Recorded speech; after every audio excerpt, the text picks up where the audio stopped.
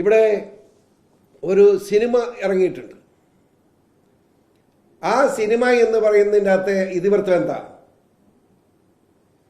ഇസ്രായേലിൽ ജയിലിൽ കിടക്കുന്ന ഒരു സ്ത്രീ അവരുടെ ജീവിതാനുഭവം പറയുന്നത് ലവ് ജിഹാദ്.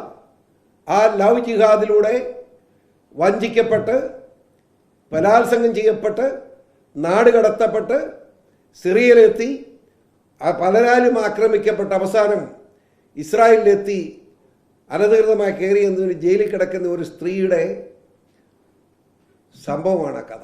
അതൊരു സത്യമായ കഥയാണ്. അതാണ് രസം. ആ സ്ത്രീ ഇപ്പോഴും ഇസ്രായേൽ ജയിലിലുണ്ടെന്നുള്ളതാണ് ശരി. അത് തെറ്റാണ്. അത് കാണിക്കരുതെന്നാണ് നമ്മുടെ VD സതീശൻ പറയുന്നത്. അതെന്താ എനിക്ക് മനസ്സിലായില്ല.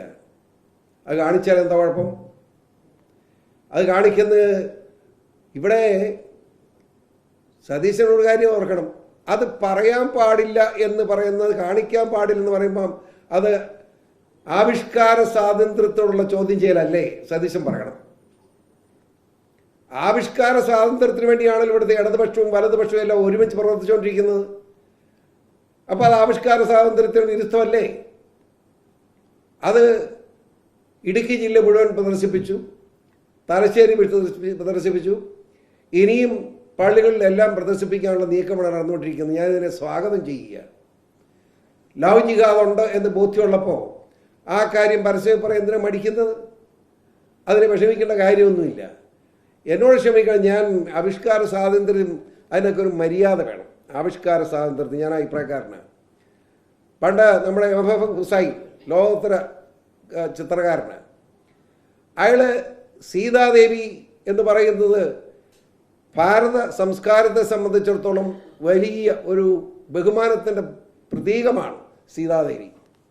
ആ സീതാദേവിയെ നഗ്നമായി ഒരു മരത്തിൽ കെട്ടിപ്പിടിച്ചിരിക്കുന്നതായിട്ട് അയാൾ പടം വരച്ചു വെച്ചു.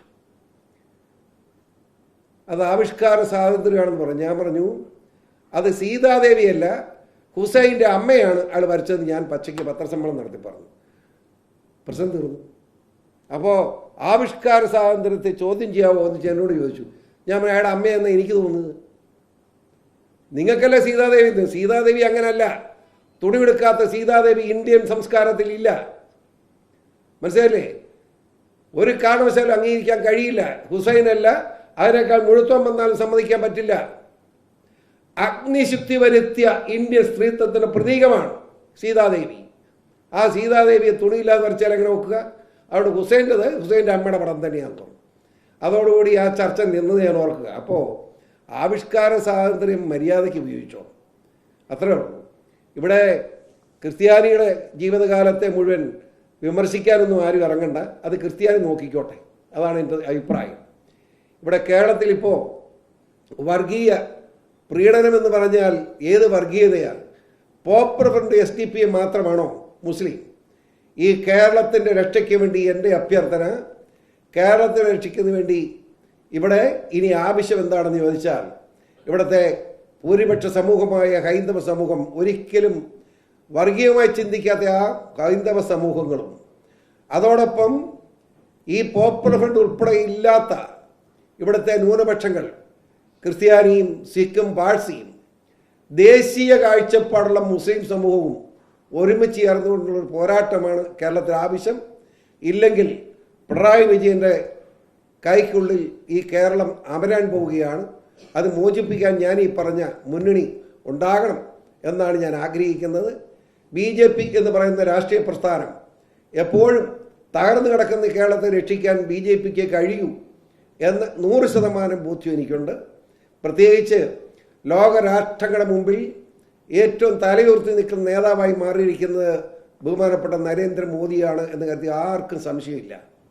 ആ നരേന്ദ്രമോദിയുടെ നേതൃത്വം കേരളത്തിൽ വരുന്നതോടുകൂടി കേരളവും കടക്കണിയിൽ നിന്ന് രക്ഷപ്പെട്ട് ഇവിടുത്തെ ആളുകൾ ജീവിക്കാൻ പറ്റുന്ന സാഹചര്യത്തിലേക്ക് വരും എന്ന് ഞാൻ കരുതുന്നു. ഒരു സംശയമില്ലാത്ത തറപ്പിച്ച് ഞാൻ പറയാൻ ആഗ്രഹിക്കുന്നു. ഈ പാർലമെന്റ് തെരഞ്ഞെടുപ്പ് കേരളത്തിലെ ഒരു നാഴികക്കല്ലായി മാറും. BJP നിർണായക ശക്തിയായി ഉയരും എന്ന് മാത്രമല്ല, അക്കൗണ്ട് തുറന്നിരിക്കും. BJP അക്കൗണ്ട് തുറക്കുന്ന തെരഞ്ഞെടുപ്പായിരിക്കും ഈ തെരഞ്ഞെടുപ്പ്. BJPയുടെ അംഗങ്ങൾ യാതൊരു സംശയമില്ലാതെ പ്രധാനമന്ത്രി പദത്തിലേക്ക് ശ്രീ നരേന്ദ്രമോദിക്ക് കൈപൊക്കാൻ ഇന്ത്യൻ പാർലമെന്റിൽ ഉണ്ടാവും, ഒരു സംശയവും വേണ്ട. അടുത്ത ഒരു കാര്യം കൂടെ പറയാൻ ആഗ്രഹിക്കുന്നു. കഴിഞ്ഞ കാലങ്ങളിൽ നിന്ന് വ്യത്യസ്തമായി 20 നിയോജക മണ്ഡലത്തിലും ഈ BJP മുന്നണിക്ക് NDA സഖ്യത്തിന് 1 ലക്ഷം കഴിഞ്ഞ തെരഞ്ഞെടുപ്പിലെ വോട്ടിന് കണക്കുമായി നോക്കുമ്പോൾ 1 ലക്ഷം വോട്ടിൻ്റെ ഡിഫറൻസ് ഈ തെരഞ്ഞെടുപ്പിലുണ്ടാവും. അത്ര മുന്നേറ്റം BJP ഈ തെരഞ്ഞെടുപ്പിൽ ലോക്സഭാ തെരഞ്ഞെടുപ്പിൽ ഉണ്ടാക്കും എന്ന് അടിവരയിട്ട് പറയാൻ ഞാൻ ആഗ്രഹിക്കുന്നു.